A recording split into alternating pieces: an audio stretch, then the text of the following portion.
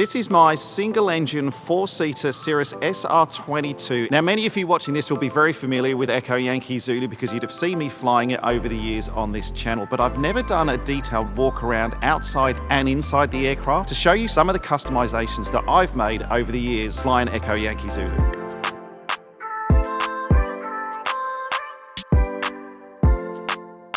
The first thing I want to show you is this panel at the front of the engine, which you may see me using sometimes when I'm pre-flighting the aircraft. This panel allows me to do a quick inspection of the engine without having to take the entire cowling off, but it also gives me direct access to the oil dipstick so I can check the oil levels in Echo Yankee Zulu before we fly. It has a 3-blade Hartzell constant speed propeller fitted to the front of the aircraft to generate the thrust we need to operate the aircraft. You can fit other types of propeller to Cirrus SR22s. There are some around here like Kilo Juliet November that has a 4-blade prop, but this one, which is fine for my needs, is a 3-blade metal propeller. One of the customizations I've made to the right wing on the aircraft here is we fitted a end-flight cam mount, and this mount is what I use for the GoPro, which just screws in here to this metal bracket on the right hand wing, and that's the camera that gives you those takeoff and landing shots, those shots going up and down through the clouds, those really environmental ones that I like to include as part of the stories I share here on YouTube. Now, the GoPro is a 360 degree, it's a GoPro Max. It's housed in an aluminium casing that's attached to a metal bracket, which then screws directly into the metal bracket, which is screwed directly into the wing. So this, you can see, I can move the whole wing of the aircraft just by holding onto the GoPro, is incredibly solid. There is another mount exactly the same as the one on top that's mounted underside the wing, which I can use for more downward facing shots. I don't use this one very much now, but we keep it in place. It really doesn't add anything to the drag profile of the aircraft, but just in case I do want to attach another camera to the underside, I have this one in place if I want to use it. We added these two flags to either side of the tail of Echo Yankee Zulu, and I do sometimes get the question, why do I fly two flags on this aircraft? The one on top is obviously the Australian flag, and that just denotes the country in which this aircraft was registered. The one below is the Aboriginal flag, and that's just my way of showing my respect to the traditional owners of some of the lands and communities that I tend to fly over and land in when I'm taking this aircraft in and around Australia. Okay, let me show you some of the changes then that I've made inside Echo Yankee Zulu.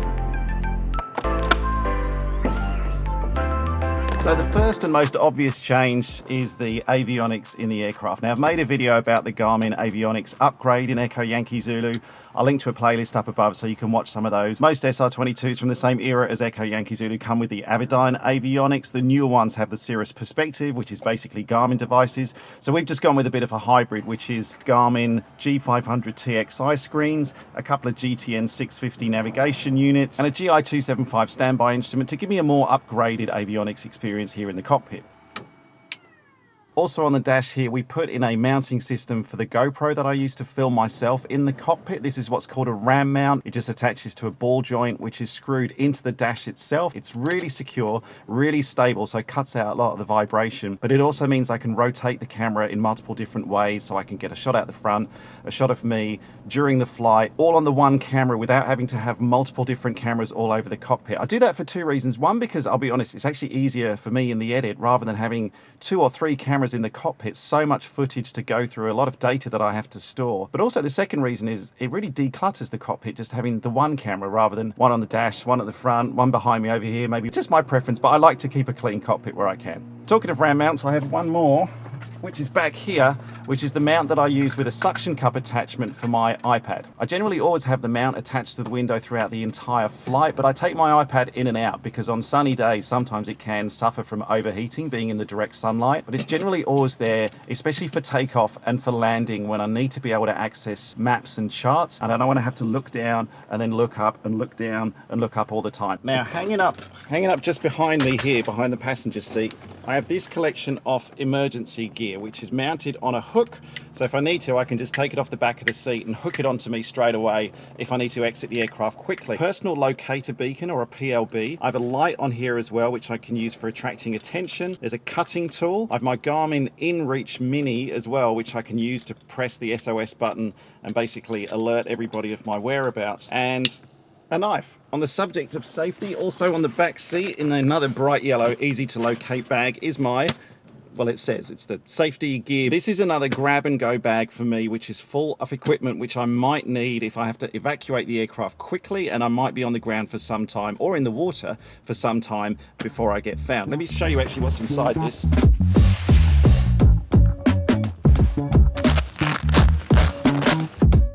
Top of the grab bag I have some warm gloves, then also to keep warm a beanie, an emergency blanket which is also reflective so I can, first aid kit, I have spare water, there's one, another one, a head torch, spare batteries for the head torch, lots and lots and lots of energy bars, all vegan of course. Oh, there's some Panadol there as well, a multi-tool just in case I need to stab some bears or open some red wine, and the fun part, a flare kit containing a couple of different flares for day or night usage. Now, as well as showing you what I've got in this grab bag, another serious side is it gives me an opportunity to take it all out and test it. There we go, just to make sure that everything works as it should, everything's fully charged, there's no mold or anything growing in here. It's ready to go if I need it. Other items on the back seat, I have two, one for me and just in case I have passengers, life jackets. Now of course these are in their packets, but I would take them out and either wear them if we're flying over water or have them on hand so passengers can put them on quickly if required. And attached to the back of the passenger seat, I don't know whether you can see these straps here that are going across the top. That's not part of the safety harness, that's actually holding an oxygen bottle.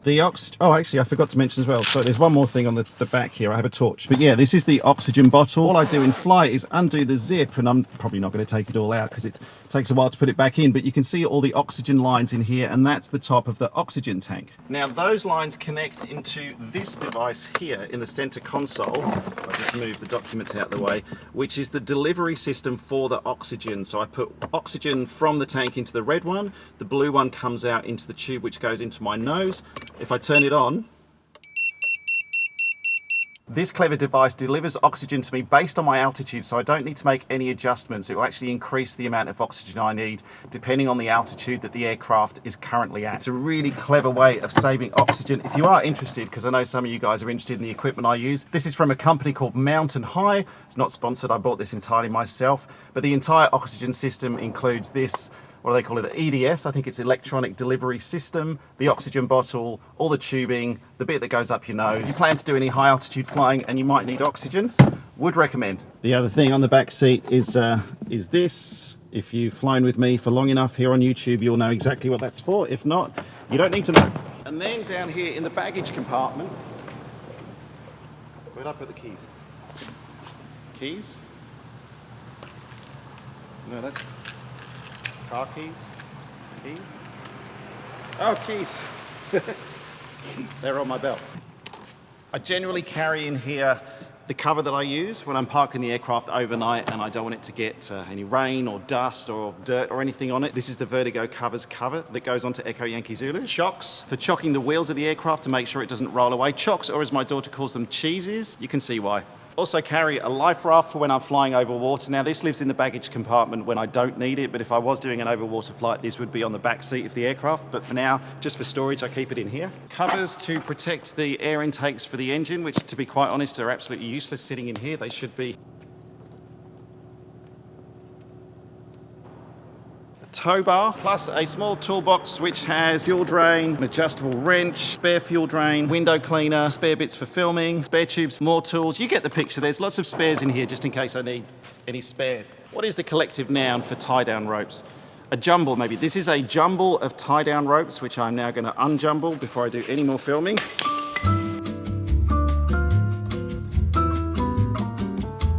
See? How much better is that? Tight. Oh. There's a small window at the top of the baggage compartment up here, and what I've done is actually put a shade on there. This is by a company called Jet Shades. Full disclosure, they did send this to me for free, but they sent it to me about 9 months ago and I've been using it ever since, but I've never actually spoken about it. So thank you, Jet Shades, first of all. But this covers the window and blocks out a lot of the UV light that comes through, but also blocks out a lot of the heat. So if I come back to the aircraft and it's been in the sun all day, this actually keeps a lot of the heat out, which is really good. It also just means that people can't look into the baggage compartment and see what's inside here. So yes, thank you, Jet Shades, and sorry that I haven't mentioned that for 9 months. Okay, squeeze out the baggage compartment. Here we go.